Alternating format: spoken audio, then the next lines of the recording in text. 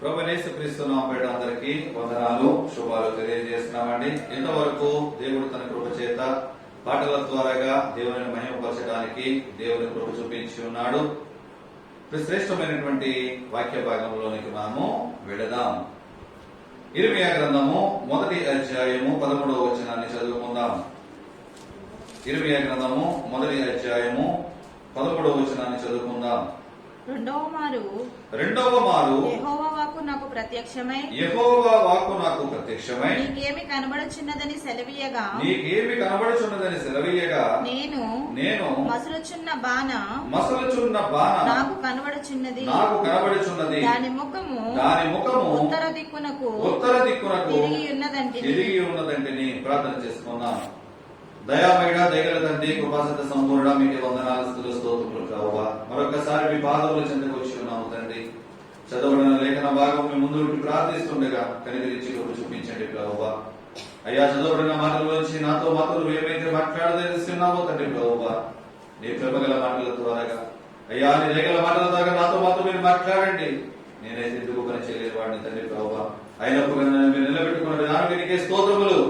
మాట్లాడుతున్న మాటలు మనుషుల మాటలుగా కాక అయ్యా, నీ ఆత్మాభిషేకం మమ్మల్ని నిలబెట్టి నీ మాటలుగా నాతో మీరు మాట్లాడి మా బ్రతుకులను సరి చేసుకునే భాగ్యం నాకు మంతకు కలిగించి చూపించమని యేసుక్రీస్తు అడుగుచున్నాను మా పేపర్లో తండ్రి. ఆమేన్. చదవబడిన వాక్య భాగము మనం చూసినట్లయితే కనుక ఇర్మియా ప్రవక్త ద్వారాగా దేవుడు మాట్లాడుతూ రెండవ మారు యెహోవా వాక్కు నాకు ప్రత్యక్షమై. ఎన్నో మారు అంటే రెండవ మారు ప్రత్యక్షమైంది. అంటే అంతకన్నా ముందు ఒకసారి ఆయనకు ప్రత్యక్షమైంది.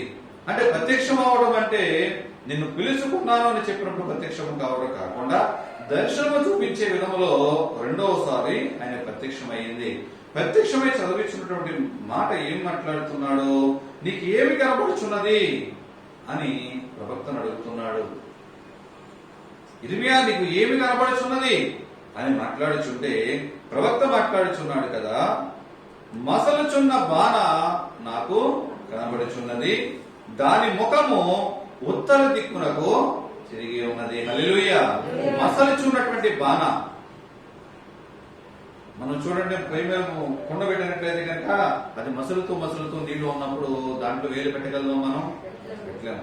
కానీ అటువంటి మసలుచున్నటువంటి బాణ ఇక్కడ ఇర్మియాకు చూపిస్తున్నాడు దేవుడు. ఆ బాణ ద్వారాగా దేవుడు మాట్లాడుతూ, ఇర్మియా, నీకు ఏమి కనబడుచున్నది? మసలుచున్న బాణ కనబడుచున్నది. అయితే దాని ముఖం ఎటువైపు ఉందంటే ఉత్తరము వైపుగా ఉన్నది. అంటే బాణ అంటే ఎలా ఉండాలి? ఇలా పైకి నిలబడి పైకి ఆకాశం వైపు దాని మూతి ఉంటూ ఉండాలి. కానీ ఇక్కడ మసలుచున్నటువంటి బాణ మూతి ఎటు ఉన్నది, దాని ముఖము ఎటువైపు ఉన్నది అంటే కనుక ఉత్తరపు దిక్కుకు తిరిగి ఉన్నట్లుగా ఇక్కడ బైబిల్ గ్రంథంలో మనకు తెలియజేస్తూ ఉంది. అంటే ఈ వాక్య భాగమును బట్టి దేవుడు ఏమి మాట్లాడుచున్నాడు?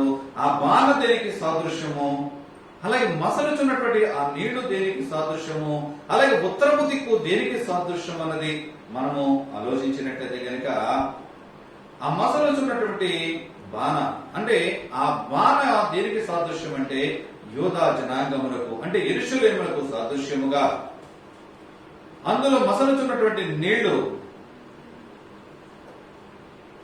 బబులోను మసలుచూ వచ్చుతున్నటువంటి జలంగా, అంటే మసలటం అంటే దేనికి సాదృశ్యం అంటే ఉగ్రతకు సాదృశ్యముగా, మసలుతున్నది ఉగ్రతకు సాదృశ్యముగా అంటే భయంకరమైనటువంటి హింసలకు సాదృశ్యముగా మనకు కనబడుచు ఉన్నది.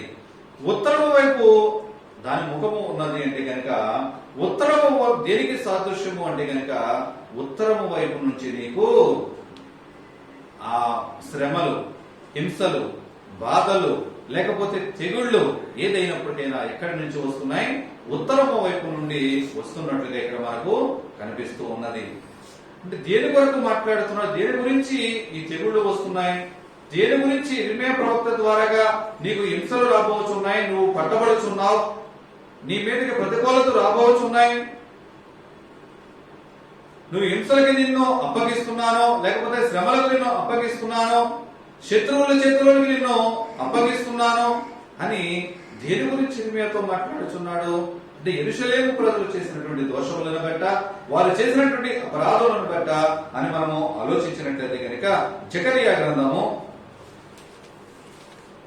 23వ అధ్యాయాన్ని ఒకసారి చూసుకుందాం. జకరియా గ్రంథము 23వ అధ్యాయము 4వ వచనం 3వ వచనం నుంచి చూద్దాం. జకరియా గ్రంథము 23వ అధ్యాయము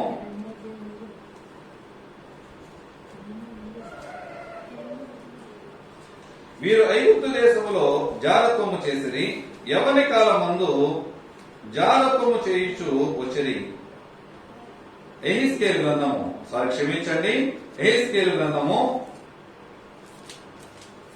23వ అధ్యాయము 2వ వచనం నుంచి చదువుకుందాం. మీరు ఐగుప్తు దేశంలో నరపుత్రుడా, ఒక తల్లికి పుట్టిన 2 స్త్రీలు కలరు. వీరు ఐగుప్తు దేశంలో జారత్వము చేసిరి, యవ్వన కాలమందే జారత్వము చేయుచు వచ్చిరి. అక్కడ వారికి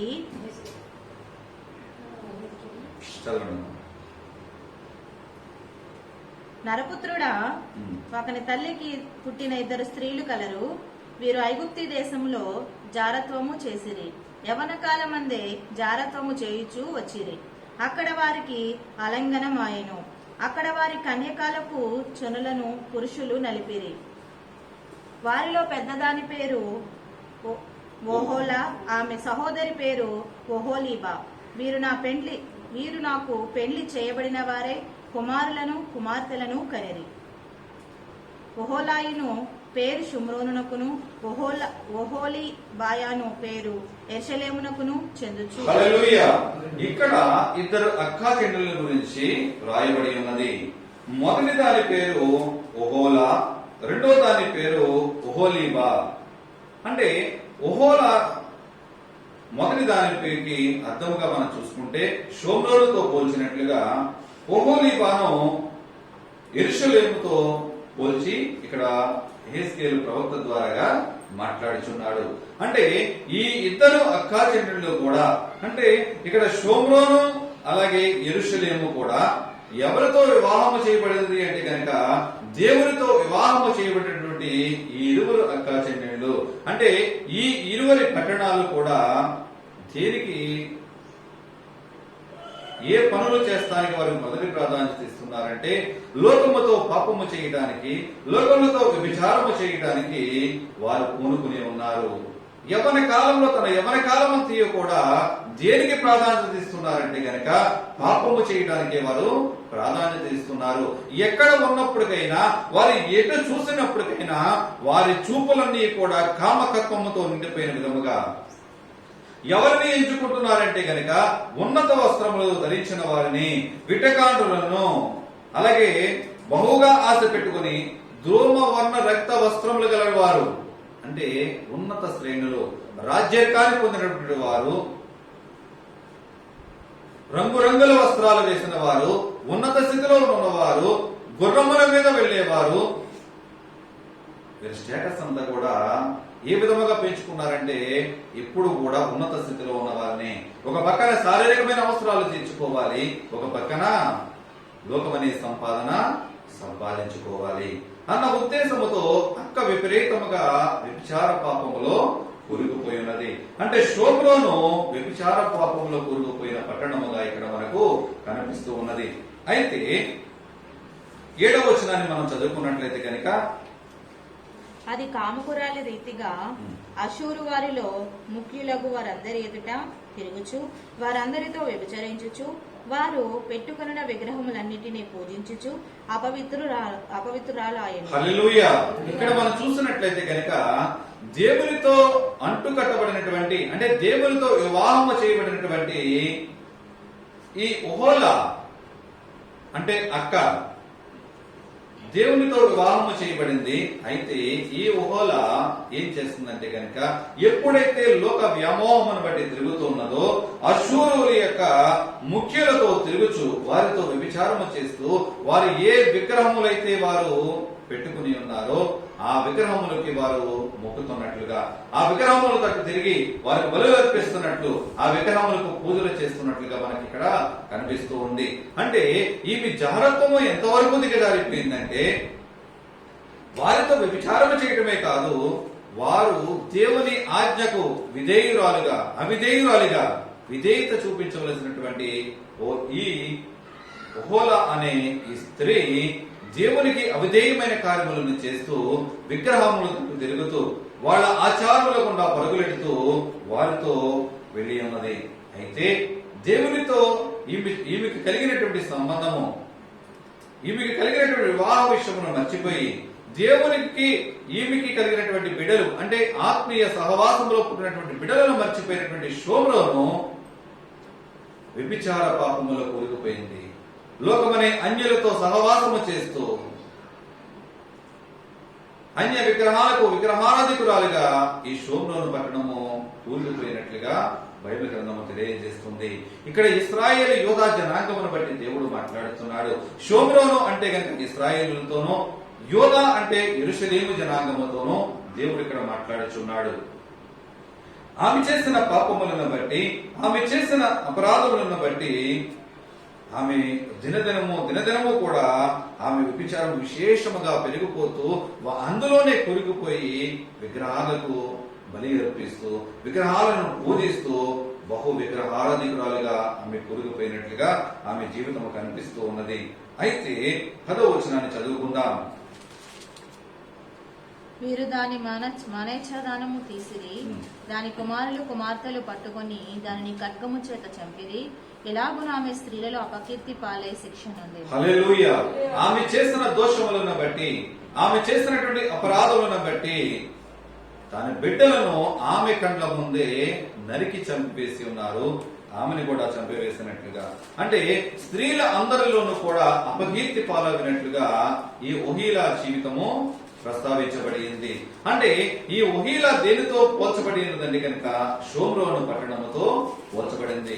షోమ్రోను పట్టణములో దేవుని ప్రజలుగా పిలువబడుతున్నటువంటి జనులు షోమ్రోను యొక్క ఉన్నత జనులు చేసినటువంటి దోషములను బట్టి, వారు చేసిన విగ్రహారాధనను బట్టి, దేవునికి అవిధేయమైన కార్యములు వారు కూలిపోయిన విధానాన్ని బట్టి షోమ్రోలో ఉన్నటువంటి బిడ్డలందరూ కూడా కత్తి చేత చంపబడ్డారు. అలాగే ఆ బిడ్డలతో సైతం లాస్ట్ చివరిలో కూడా ఈమె కూడా చంపబడి ఉన్నదని చెప్పి ఇక్కడ మాట్లాడుచూ ఉన్నాడు. అయితే అక్క చంపబడిన తర్వాత అక్కను చూసినటువంటి చెల్లి ఒహీలీమా అనబడినటువంటి ఆమె చెల్లి, అంటే యెరూషలేము పట్టణము కూడా ఏ విధముగా తయారైందంటే కనుక నా అక్క చేసిన దానికంటే కూడా నేను ఇంకా ఎక్కువ పాపము చేయాలి, నా అక్క చేసిన దానికంటే కూడా ఎక్కువ విచారము చేయాలి అని కోరిక గలదిగా ఇంకా అధికమైన ఉన్నత శ్రేణులతో ఆమె పాపములు చేస్తూ అపరాధములను చేస్తూ వ్యభిచార కూటములో కూరుకుపోయినట్లుగా ఆమె జీవితము కొనసాగుతున్నట్లుగా బైబిల్ గ్రంథం మనకి తెలియజేస్తుంది. 18-19 వచనాలు చదువుకుందాం. 23వ అధ్యాయము యెహెజ్కేలు గ్రంథము 18-19 వచనాలు. ఇట్లు అది జారత్వము అధికముగా చేసి తన గనుక దాని అక్క విషయంలో నేను ఆశాభగ్నుడనైనట్లు దాని విషయంలోనూ ఆశాభగ్నుడనైతిని. మరియు యవ్వన దినముల యందు ఐగుప్తు దేశములో తాను జరిగించిన వ్యభిచారము మనసునకు తెచ్చుకొని అది మరి ఎక్కువగా వ్యభిచారము చేయుచూ వచ్చాను. హల్లెలూయా. తన అక్క విషయంలో ఏ విధముగా అయితే గనక ఆశాభగ్నుడైతేనో, కనీసం షోమ్రోను విషయంలో నేను ఆశాభగ్నుడైతేని యెరూషలేము విషయంలోనైనా, అంటే చెల్లెల విషయంలోనైనా నేను తృప్తి పొందుకుందాం అనుకుంటే గనక అక్కకు మించిన చెల్లెలుగా అక్క కన్నా ఎక్కువ పాపములు చేస్తూ మరొకసారి నాకు ఆశాభగ్నమునే కలుగజేసింది. ఆమె ఐగుప్తులో చేసిన వ్యభిచారం మనసుకు తెచ్చుకుంటూ మరీ ఎక్కువ వ్యభిచారంలో ఆమె కూరుకుపోయినట్లుగా, మరీ అధికమైన పాపములో ఆమె కూరుకుపోయినట్లుగా ఇక్కడ మనకు కనిపిస్తూ ఉంది. ఎందుకంటే ఆమె చేసినటువంటి పనులు 22వ వచనాన్ని కూడా చదువుకుందాం. కావున ఒహొలీబా, ప్రభు అయిన యెహోవా సెలవిచ్చినదేమనగా, నీ మనసునకు ఎడమైపోయిన నీ వీటిగాండ్లను రేపి నలుదిక్కుల వారికి నీ మీదకి రప్పించెదను. గుర్రములనెక్కు బబులోను వారిని, కల్దీయులను, అధిపతులను, ప్రధానాధికారులనందరినీ, అశూరీయులను, సౌందర్యము గల శ్రేష్ఠులను, అధిపతులను, అధికారులను, శూరులను, మంత్రులను అందరినీ నీ మీదకి నేను రప్పించుచున్నాను. అంటే ఆమె చేసిన దోషములను బట్టి ఎక్కడ వారైనప్పటికైనా ప్రతి వారిని కూడా నువ్వు చేసిన అపరాధములను బట్టి నీ మనసుకు ఎడమైపోయినటువంటి విటకాండ్రు, అంటే నువ్వు చేసిన దోషములను బట్టి ఆ పాప కార్యములు చేసిన తర్వాత వారికి నీకున్న ఎడమలను బట్టి వారందరినీ కూడా మళ్ళీ నీ మీదకి నేను రప్పిస్తాను, నీకు కలగబోయే శిక్షను వారి చేతికి నేను అప్పగిస్తాను అని చెప్పి కింద వచనాల్లోకి వెళితే కనుక మనకు కనిపిస్తూ ఉంటది. అంటే ఈ అక్కా చెల్లెలు చేసిన దోషములను బట్టి, ఇశ్రాయేలు యోధా జనాంగములు చేసిన పాపములను బట్టి వారిని నేను శిక్షకు అప్పగిస్తాను అని చెప్పి మాట్లాడుతూ దేవుడు ఎహెజ్కేలు గ్రంథం 24వ అధ్యాయం 3వ వచనాన్ని చదువుకుందాం. మరియు తిరుగుబాటు చేయు ఈ జనులను గూర్చి ఉపమాన రీతిగా ప్రకటింపుము. ఇట్లు ప్రకటింపుము. ప్రభువైన యెహోవా సెలవిచ్చినది, కుండను తెచ్చి దానిలో నీళ్లు పోసి దానిని పొయ్యి మీద పెట్టుము. హల్లెలూయా. కుండను తెచ్చి పొయ్యి మీద దాంట్లో నీళ్లు పోసి ఆ కుండను పొయ్యి మీద పెట్టుము. వారు చేసిన పాపములను బట్టి, వారి మీదకి వచ్చినటువంటి అపరాధ క్రియలను బట్టి దేవుడు తీర్పులు తీర్చడానికి ఒక కుండను తెమ్మంటున్నాడు. ఆ కుండ ఎవరు అంటే కనుక యూదా ఇశ్రాయేలు జనాంగములు. ఆనాడు యూదా ఇశ్రాయేలు జనాంగములు అయితే కనుక ఈనాడు నీవు నేను ఆ కుండ.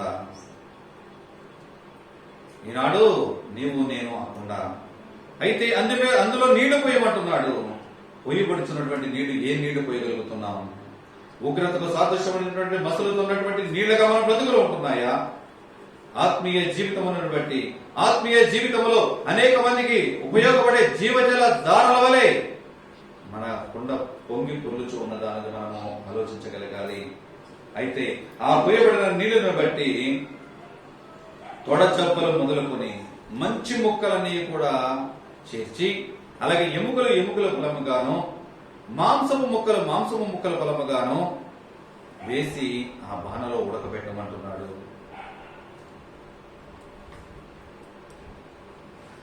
ఈ బాణలో ఉడకబెట్టమంటున్నాడు. ఆ పొయ్యి మీద పెట్టినటువంటి బాణలో ఉడకబెట్టమంటున్నాడు. బాగా మసలించమంటున్నాడు. ముక్కల కింద. అంటే చూడండి, మనం ఎక్కడైనా ఒక మేకపోతను కోసినప్పుడు మేకపోతు వాళ్ళ దగ్గరికి వెళ్ళి మనం మాంసం తెచ్చుకుని అడుగుతాం, అయ్యా 4 మంచి ముక్కలు వేయండి, అయ్యా మునుసులు రానివ్వకండి, మన పళ్ళు నవలేస్తున్నా సరే నేను నవ్వలేనయ్యా, 4 మంచి ముక్కలు వేయండి అంటాం. అంటే మనము తినడానికి యోగ్యముగా వాడు ఎప్పుడు కొట్టే సైజులోనే మనకి కావలసిన సైజులో అతను ముక్కలు కొడుతూ ఉంటాడు. అయితే ఆ ముక్కలు తెచ్చుకుని మనం ఏం చేస్తూ ఉంటాం? మనకి కావలసిన విధముగా మనం కూర వండుకొని తింటూ ఉంటాం. కానీ శారీరకమైన స్థితిలో నీవు నేను కూరకు అంత ప్రాధాన్యత ఇస్తున్నాము. ఆత్మీయ స్థితిలో నా జీవితము ఏ విధముగా ఉన్నది? ఇక్కడ యూదా ఇశ్రాయేలు జనాంగమును బట్టి తీర్పు తీర్చుచున్నటువంటి దేవుడు ఆ పట్టణములకు సాదృశ్యముగా ఉన్నటువంటి, ఆ యెరూషలేముకు సాదృశ్యముగా ఉన్నటువంటి ఆ కొండల పొయ్యి మీద పెట్టి దానిలో ముక్కలు వేయమంటున్నాడు. నీళ్లు పోసి అందులో ముక్కలు వేసి ఉడకబెట్టమంటున్నాడు. ముక్కలే కాదు గాని ఎముకలు కూడా వేసి ఉడకబెట్టమంటున్నాడు. బాగా ఎక్కువగా ఉడకబెట్టమంటున్నాడు. ఆ నీళ్లు ఆవిరి అయ్యేంత వరకు కూడా ముక్కలు ఉడకబెట్టమంటున్నాడు. దేని కొరకు ఉడకబెట్టమంటున్నాడు అంటే కనుక ఉత్తర వైపు తిరిగి ఉన్నటువంటి బాణముఖమునకు సాదృశ్యముగా, ఉత్తర వైపు నుండి వచ్చుచున్నటువంటి శత్రువులను, అంటే బబులోను దేశం నుంచి వచ్చుచున్నటువంటి రాజులను, కోరేషు రాజును కావచ్చు, శత్రు రాజులు అనేక మంది ఎవరు ఉన్నప్పటికైనా వారందరూ కూడా వచ్చి ఎక్కడ కూర్చుంటారు అంటే గనక యెరూషలేము ప్రాకారముల గుండా, యెరూషలేము గుమ్మముల ముందు వారి సింహాసనముల మీద కూర్చుంటూ ఉంటారు. దేని కొరకు అంటే గనక ఈ శత్రువులను భుజించడానికి. ఏ శత్రువులనైతే ముక్కల కింద కోసి ఉడకబెట్టి ఉన్నాడో, ఏ శత్రువుల యొక్క ఎముకలైతే నుజ్జుగా చేయబడి ఉడకింపబడుతూ ఉన్నాయో, ఆ శత్రువుల యొక్క మాంసమును వారికి ఆహారంగా పెడతానని చెప్పి ఇక్కడ తీర్పు దినమందు దేవుడు మాట్లాడుచూ ఉన్నాడు. అయితే బబులోనులో ఉన్నటువంటి రాజులు ఎదురుగా ఉత్తరము దిక్కు నుంచి వచ్చుచున్నటువంటి రాజులు, అనేక మంది రాజులు వచ్చి సింహాసనం మీద కూర్చున్నప్పుడు ఒకానొక కాలములో వారితో నీవు విచారం చేసిన వారే కదా, ఒకానొక కాలములో వారు నీతో సహవాసము చేసిన వారే, ఒకానొక కాలములో వారితో పాటు నీవు కూడా వారి విగ్రహములలో నీవు పాలు పొందిన వాడివే, పాలు పొందిన దానివే.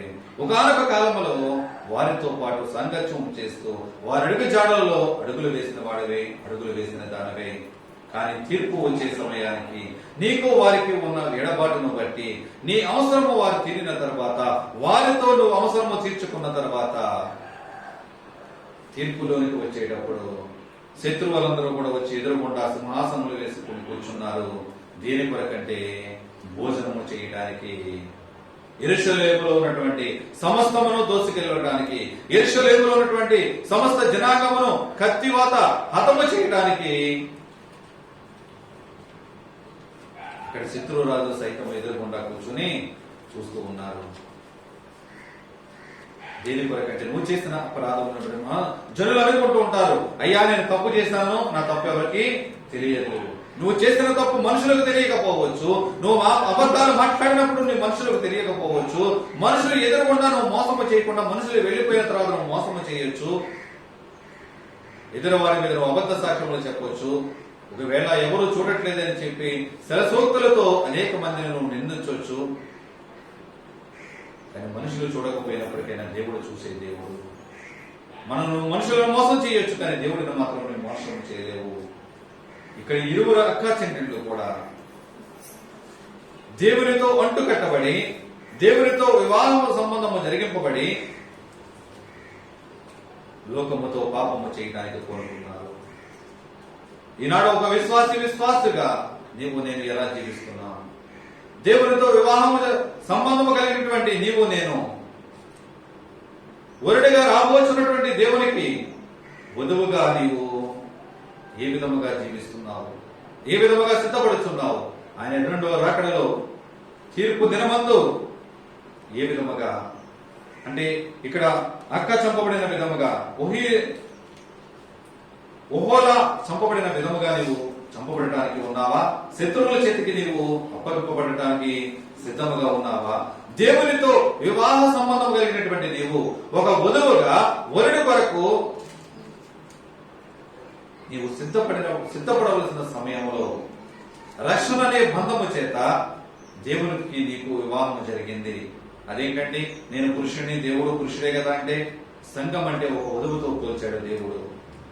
సంఘములో స్త్రీ అని పురుషుడని కాదు, ఒక సంఘముగా ఒక వధువు అయితే కనుక ఆ సంఘము రక్షణని వివాహ బంధము చేత దేవునితో వివాహ బంధం కుదుర్చుకున్నటువంటి నీవు నేను ఈ ఒహోలాగా లేకపోతే ఒహోలీబాలాగా వ్యభిచార పాపములకు కూలిపోయి లోక ఆచారముల గుండా లోకమనే పాప భ్రష్ట జీవితాలలో నువ్వు బ్రతుకుచు, అన్యాయ బ్రతుకులు బ్రతుకుచు దేవుని ఒకవేళ వ్యతిరేకముగా జీవిస్తే కనుక ఆయన రెండో రాకడలో రారాజుగా, పెండ్లి కుమారుడుగా, వరుడుగా రాబోచున్నటువంటి దేవుడు నిన్ను నన్ను తీసుకువెళ్ళటానికి రాబోచున్నాడు. దేని కొరకంటే గనక ఆయన కొరకు నీవు నేను సిద్ధముగా ఉండాలని. కానీ ఆయన కొరకు సిద్ధముగా ఉండవలసినటువంటి నీవు నేను వరుడు వచ్చే సమయానికి వ్యభిచార పాపములో దొల్లుతూ, అన్యాయ ఆక్రందనలతో నువ్వు తిరుగుతూ, లోకమనే ఆచారముల గుండా, విగ్రహారాధనల గుండా నువ్వు తిరుగుతూ ఉంటే గనక రాబోతున్న వరుడు రానే వచ్చాడు. కానీ తీసుకువెళ్ళడానికి ఇక్కడ ఎవరు లేరు, వధువు సిద్ధముగా లేదు. వధువు ఎక్కడ ఉన్నది అంటే కనుక తీర్పు దినానికి, తీర్పులో నిల్చోవడానికి సిద్ధముగా ఉంది, తీర్పుకు అప్పగించడానికి వధువు సిద్ధముగా ఉంది.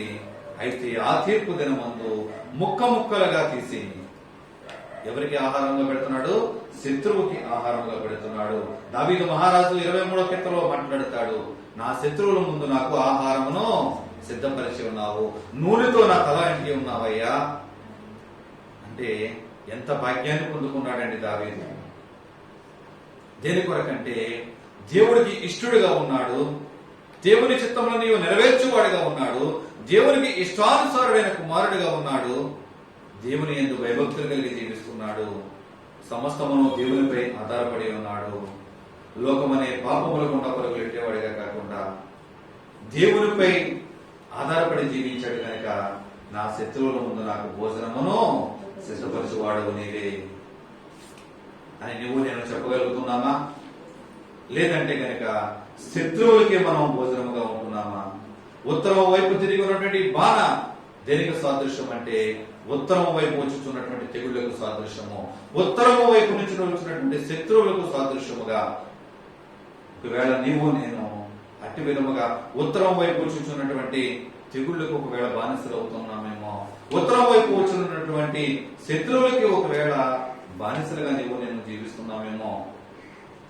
ఒకవేళ నువ్వు రక్షకుడు చేతుల కింద దేవుని చేత వివాహం అనే బంధము, రక్షణ అనే బంధముతో అంటు కట్టబడినటువంటి నీవు నేను దేవుని కొరకు ఆయన సజీవమైన రెక్కల కింద కనుక నీవు నేను ఉంటే కనుక ఎటువంటి ఉత్తరము వైపు నుంచి తెగులు వచ్చినప్పటికైనా ఏ తెగులు నీ గుడారం చెంతకు సమీపించదని సెలవిచ్చినటువంటి దేవుడు ఏ కీడు మన గుడారకు సమీపించకుండా ఆయన దయగల హస్తములతో కాపాడుచూ ఉంటాడు. కానీ ఆయన రక్షణ బంధముతో ఆయన వివాహ బంధము కుదుర్చుకొని మన లోక బంధములను బట్టి లోకములో తిరుగుతుంటే గనక ఏ తెగులు కూడా ఏ వ్యక్తి కూడా నీకున్న బలమును బట్టి కావచ్చు, నీకున్న దళమును బట్టి కావచ్చు, నీకున్నటువంటి పలుకుబడిని బట్టి కావచ్చు, ఏ కీడు కూడా నిన్ను ఆపలేదు, ఏ బలము కూడా నిన్ను ఆపలేదు వచ్చే కీడు నుండి. నా ప్రియ సహోదరుడిగా ఈ మధ్యాహ్న కాలంలో నీవు నేను ఏ విధముగా జీవిస్తున్నాం? లోకమనే పాపముల గుండా పరుగులెడుతూ ఆయన రాకడకు సిద్ధ మనసు లేని వారిగా తీర్పు దినమందు శత్రువుల ముందు మనం భోజనముగా ఉంటున్నామా? అదే విధముగా రక్షకుడు చెంత చేరి తీర్పు దినమందు ఆయన కౌగిటిలో చేర్చబడే వధువు సంఘముగా సిద్ధ మనసుతో మనం ఉంటున్నామనము ఆలోచించగలగాలి. ఈ యెహెజ్కేలు గ్రంథము 24వ అధ్యాయం మనం చూసుకుంటూ వెళ్ళినట్లయితే ముందుకు ఆ అధ్యాయంలో ఉన్నటువంటి వాక్య భాగం అంతా మనం జాగ్రత్తగా ధ్యానించినట్లయితే గనక ఆ వాక్య భాగములో తీసివేయబడినటువంటి ఆహారము, ఏ ఆహారం అయితే శత్రువుల ముందు దేవుడు నిలబెట్టాడో ఆ శత్రువుల ముందు ఉన్నటువంటి ఆహారముల నుంచి అయిపోయిన తర్వాత ఆ కొండ భాగములో ఉన్నటువంటి అంటే ఈ ఆహారము ఉడికి ఉడికి ఉడికి ఉడికి ఉడికి మట్టుగా చేర్చబడినటువంటి ఆహారమును కూడా గోకి గోకి మరి తినివేస్తారంటండి. గోకి గోకి మరి అంటే ఖాళీ బాణం మళ్లీ పెట్టి మళ్లీ మంట పెడతారు. దేనికి సాదృశ్యము మసలుతున్నటువంటి నీళ్లు అంటే గనక శ్రమకు సాదృశ్యముగా, ఇక్కడ శ్రమలకు సాదృశ్యముగా దేవుడు మాట్లాడుచు ఉన్నాడు. అంటే ఆ మట్టున్న సహితము తీసివేయటానికి ఖాళీ కుండలో ఉన్నటువంటి మళ్లీ నీళ్లు కోసం మళ్లీ మరగపెడుతూ ఉంటాడు. అంటే నీ జీవితంలో నేను బ్రతికి ఉన్నానంటే ఏది కూడా నీ జీవితంలో ఇంకా మిగిలి ఉండదు. సర్వస్వమును కోల్పోతావు, ఏది కూడా మన జీవితాల్లో మిగిలి ఉండదు. అయినప్పటికైనా ఇంకా నీలో ఇంకా ఏదైనా చివరి రక్తపు బొట్టు ఉండే వరకు ఏదైనా నీలో ఉన్నదేమో అది కూడా నీలోంచి తీసివేస్తాడు. అంటే ఒక కుండ మన ఆత్మీయ జీవితానికి, ఒక మనిషి జీవితానికి సాదృశ్యముగా తీసుకుంటే ఆ కుండలో ఉన్నది సమస్తమును కూడా దేవుడు తీసివేస్తానని చెప్పి ఇక్కడ హెచ్చరికల ద్వారా దేవుడు ఇర్మియా ద్వారా మాట్లాడుతున్నాడు. ఇర్మియా ప్రవక్త ప్రవచించినప్పటికైనా, యెహెజ్కేలు ప్రవక్త ద్వారా దేవుడు మాట్లాడినప్పటికైనా నీ నా ఆత్మీయ జీవితం ఏ విధముగా ఉన్నది? లోక ఆచారముల గుండా ఒకవేళ నీ ఆత్మీయ జీవితంలో నీ శిరస్సు నుండి శిరపాదం వరకు లోకమనే పాప భూయిష్టమైన జీవితాల్లో నీవు నేను జీవిస్తూ ఉంటే గనక ఆయన హెచ్చరికల ద్వారా ఈ మాటలు మాట్లాడుతున్నప్పుడు నువ్వు సరి చేసుకుంటే గనక ఏ కీడుని కూడా సమీపించదు. ఎందుకంటే మన దేవుడు ఎలాంటి దేవుడు అంటే కనుక కృపగల దేవుడు కనుక, దయగల దేవుడు కనుక తన కరుణ హస్తములతో నిన్ను నన్ను తప్పిస్తూ ఉంటాడు. ఇర్మియా గ్రంథము 3వ అధ్యాయం 12వ వచనం చదువుకుందాం. ఇర్మియా గ్రంథము 3వ అధ్యాయం 12వ వచనము. నీవు వెళ్ళి ఉత్తర దిక్కున ఈ మాటలు ప్రకటింపము, ద్రోహిణి వగు ఇశ్రాయేలు తిరిగిరమ్ము, ఇదే యెహోవా వాక్కు. మీ మీద నా కోపము పడనీయను, నేను కృపగలవాడను కనుక నేనెల్లప్పుడూ కోపగించేవాడను కాను, ఇదే యెహోవా వాక్కు. హల్లెలూయా. నువ్వు ఉత్తరము వైపు వెళ్ళి ఈ మాటలు ప్రకటించు. ఎందుకంటే నీవు ప్రవక్త ద్వారా హెచ్చరింపబడినటువంటి ఈ మాటలు కనుక నీవు విని నువ్వు పశ్చాత్తాప హృదయంతో దేవుని వైపు తిరిగి నీవు పాప క్షమాపణ పొందినట్లయితే కనుక నేను ఎప్పుడూ కూడా నీ మీద కోపపడే దేవుడను కాను. నేను కృపగలవాడును కనుక నేను కోపించేవాడును కాదు. నీ మీద ఉగ్రత రాకుండా నేను నిన్ను తప్పిస్తాను. ఎప్పుడు తప్పిస్తానంటున్నాడు దేవుడు? నువ్వు దీపం ఉండగా ఇల్లు చక్కబెట్టుకున్నప్పుడు. అంతే తప్ప మనలో ఉన్న దీపం ఆరిపోయిన తర్వాత దేవుడా దేవుడని మాట్లాడటప్పటికైనా నీ బ్రతుకే చీకటి బ్రతుకులో ఉన్నప్పుడు, నీవే అంధకార కుటుంబంలో ఉన్నప్పుడు నీ మాట వినేవాడికి ఎవరు ఉంటారు? దీపం అంటే మన ఆత్మకు సాదృశ్యము. మన ఆత్మే ఆరిపోయిన తర్వాత ఎవరు మొదలుపెడతారు ఇంకా దేవునికి? నేను కృపగలవాడిని కనుక నేను అస్తమానం కూడా కోపించేవాడని కాను. ఎందుకంటే ఎప్పుడైతే మనం ఒప్పుకొని విడిచిపెడతామో, మన అపరాధుల తప్పులను ఒప్పుకొని విడిచిపెడతామో, ఆ పాపముల నుంచి మనల్ని దేవుడు విడిపిస్తానని చెప్పి ఆయన మాట్లాడుచున్నాడు. అంటే ఉత్తరం వైపు ఉన్నటువంటి జీవితములు, అంటే ఉత్తరం వైపు ఉన్నటువంటి జనులు అనేక మంది శత్రు రాజులను దేవుడు రేపుతూ ఉన్నాడు. అంటే శత్రు రాజులు అంటే కనుక అన్యజనులలోంచి అంటే కనుక నీవు వారికి ఉన్నటువంటి సాంగత్యాన్ని బట్టి, నువ్వు వారితో ఉన్న పరిచయాన్ని బట్టి వారిని రేపుతూ ఉన్నాడు. కానీ అన్యజనులలో వచ్చినటువంటి రాజు కోరేషు రాజుని మనం చూసినట్లయితే కనుక అతను ఒక అన్యుడే, దేవుని ఎరగనటువంటి వాడే. అయినప్పటికైనా ఆ కోరేషు రాజు ద్వారా ఇశ్రాయేలు జనాంగములకు రావాల్సినటువంటి కీర్తి, వారు మళ్ళీ దేవుడు వారికి సమకూర్చినటువంటి వారి ప్రదేశములకు వారు తిరిగి వెళ్ళడానికి కోరేషు రాజు కోరుకుంటాడు. దేని కొరకంటే ఇక్కడ కోరేషును దేవుడు ప్రేరేపిస్తాడు. కోరేషు రాజును బట్టి ఎజ్రా ప్రవక్త ద్వారా దేవుడు మాట్లాడుతూ మళ్ళీ వారి ప్రాంతానికి వారిని పంపించడానికి దేవుడు చూస్తాడు. కానీ ఎప్పుడు పంపిస్తాడంటే కనుక నీలో పశ్చాత్తాప హృదయం ఉన్నప్పుడు.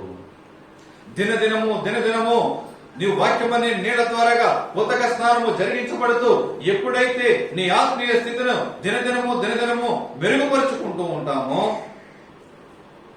ఆ సమయంలోనే మనకు రావాల్సినటువంటి ఈవులు దేవుడు మనకు దయచేస్తూ ఉంటాడు. ఎందుకంటే రోజు కూడా పొలాల్లో మనం పని చేసేటప్పుడు కత్తితో పని చేస్తూ ఉంటారు. ఆ కత్తి రోజు ఏం చేస్తూ ఉంటారంటే అప్పుడు పదును పెడుతూ ఉంటారు. దేని కొరకు? రోజు ఒకవేళ ఒకసారి రాతి మీద పడవచ్చు, లేకపోతే కఠిన నేల మీద పడవచ్చు, లేకపోతే మట్టిలో పడవచ్చు, కొమ్మ నరకవచ్చు. కానీ మొద్దు బారిపోతుందని చెప్పి దానికి ఏం చేస్తూ ఉంటారు? పదును పెడుతూ ఉంటారు. పదును పెట్టకపోతే అది పనికి రాదు. మన ఆత్మీయ జీవితము కూడా దినదినము కనుక పదును పెట్టకపోతే కనుక, ఆత్మీయ ఆహారము ద్వారాగా క్రీస్తు అనే బండ మీద కనుక నీవు కత్తిని నూరకపోతే గనక, నీ కత్తిని పదును పెట్టకపోతే గనక, మన జీవితంలో ఇప్పుడు కూడా ఎలా ఉంటాయి అంటే గనక ఆత్మీయ జిగదారిపోతానికి, శత్రువులకు అప్పగింపబడి శత్రువులకు భోజనముగా మనం పడబడుతూ ఉంటాం. దినదినము కనుక నీ ఆత్మీయ ఆహారము ద్వారా క్రీస్తు అనే బండ మీద నీ కత్తికి పదును పెడుతూ ఉంటే గనక శత్రువుల ముందు నీకు దేవుడు భోజనమును సిద్ధపరుస్తూ ఉంటాడు. హల్లెలూయా, హల్లెలూయా. ఇక్కడ బబులోను రాజు నుంచి, ఇక్కడ ఉత్తరం వైపు ఉన్నటువంటి రాజులు బబులోను రాజు నుంచి, బబులోను దేశం నుంచి ఇక్కడ యెరూషలేమునకు కీడు పొంచి ఉన్నది. వారు ఏ పక్క నుంచి వచ్చినప్పటికైనా, తూర్పు ప్రాంతం నుంచి వచ్చినప్పటికైనా వారు యుద్ధము చేసేది మాత్రము ఉత్తరం వైపు నుంచే చేస్తారు. ఉత్తరం వైపు నుంచే కీడు రాబోతున్నదని చెప్పి హెచ్చరికల ద్వారా దేవుడు మాట్లాడుచున్నారు. దేని కొరకంటే ఆ అధ్యాయము ఇర్మియా గ్రంథము 1వ అధ్యాయము కిందకి చదువుకుంటూ ఉంటే కనుక 15వ అధ్యాయము 15వ వచనం చదువుకుందాం. ఇర్మియా గ్రంథము 1వ అధ్యాయం 15వ వచనం. ఇదిగో నేను ఉత్తర దిక్కునున్న రాజ్యముల సర్వ వంశస్థులను పిలిచెదను. వారు వచ్చి ప్రతివాడును యెరూషలేము గుమ్మములోను, యెరూషలేము చుట్టూనున్న ప్రాకారములన్నిటి ఎదురుగాను, యోధా పట్టణములన్నిటికీ ఎదురుగాను తన సింహాసనములు స్థాపింతురు. అప్పుడు యెరూషలేము వారు నన్ను విడిచి అన్య దేవతలకు ధూపము వేసి తమ చేతులు రూపించిన వాటికి నమస్కరించుటను తన చెడుతనం అంతటిని బట్టి నేను వారిని గూర్చి నా తీర్పులు ప్రకటించు. హల్లెలూయా.